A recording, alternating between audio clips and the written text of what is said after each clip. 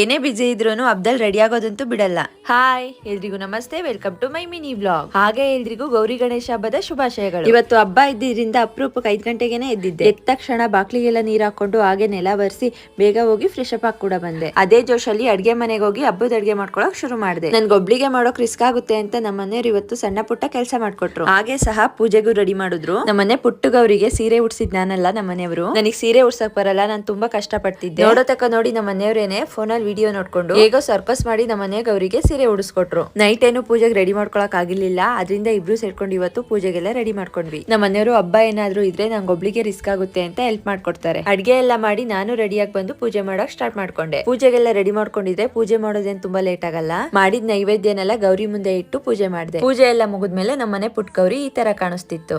ನಮ್ಮನೆ ಹಾಲಲ್ಲಿ ಸ್ಪೇಸ್ ಕಡಿಮೆ ಇರೋದ್ರಿಂದ ಗೌರಿ ನಾವು ಹೊರಗಡೆ ಇಡೋದಿಕ್ಕಾಗ್ಲಿಲ್ಲ, ಅದರಿಂದ ದೇವ್ರ ಮನೇಲೆ ಇಟ್ಟು ಸಿಂಪಲ್ ಆಗಿ ಪೂಜೆ ಮಾಡಿದ್ವಿ. ಪೂಜೆ ಎಲ್ಲ ಮುಗಿಸ್ಕೊಂಡು ಇನ್ನು ಸ್ವಲ್ಪ ಅಡ್ಗೆ ಕೆಲಸ ಇತ್ತು, ಅದನ್ನೆಲ್ಲ ಮುಗಿಸ್ತೆ. ಎಲ್ಲ ಕೆಲಸ ಮುಗಿಸೋದ್ರೊಳಗಡೆ ನಮ್ಮ ಪರಿಸ್ಥಿತಿ ಈ ತರ ಆಗಿತ್ತು. ನಾವು ಹುಡ್ಗಿರು ಏನೇ ಬಿಸಿ ಇದ್ರು ಹಬ್ಬದಲ್ಲಿ ರೆಡಿ ಆಗೋದಂತೂ ಬಿಡಲ್ಲ. ನಾನು ಕೂಡ ಬೆಳಗ್ಗೆನೆ ಸ್ಯಾರಿ ಹಾಕೊಂಡು ಪೂಜೆ ಮಾಡೋಣ ಅನ್ಕೊಂಡೆ, ಆದ್ರೆ ತುಂಬಾ ಬಿಸಿ ಇದ್ದಿದ್ರಿಂದ ಸ್ಯಾರಿ ಹಾಕೊಳ್ಳೋದಿಕ್ ಆಗ್ಲಿಲ್ಲ. ಅದಕ್ಕೇನೆ ಸಂಜೆ ಆಗಿ ಫ್ರೀ ಇದ್ದೆ ಅಂತ ರೆಡಿ ಆದೆ. ನನ್ ಫೈನಲ್ ಲುಕ್ ಈ ತರ ಇತ್ತು. ಮುಂಚೆ ಎಲ್ಲ ನನಗೆ ಸ್ಯಾರಿ ವೇರ್ ಮಾಡೋಕೆ ಆಗ್ತಿರ್ಲಿಲ್ಲ, ಆದ್ರೆ ಇವಾಗ ಸ್ಯಾರಿ ಮೇಲೆ ಲವ್ ಆಗ್ಬಿಟ್ಟಿದೆ. ಸಂಜೆ ಕೂಡ ದೇವ್ರಿಗೆ ಪೂಜೆ ಎಲ್ಲ ಮುಗಿಸ್ಕೊಂಡು ಈ ದಿನ ಏನ್ ಮಾಡಿದೆ. ಈ ವಿಡಿಯೋ ನಿಮ್ಗೆ ಸ್ವಲ್ಪನಾದ್ರೂ ಇಷ್ಟ ಆದ್ರೆ ಒಂದ್ ಲೈಕ್ ಮಾಡಿ, ಮರಿದೆ ಫಾಲೋ ಮಾಡ್ಕೊಳ್ಳಿ. Thank you all.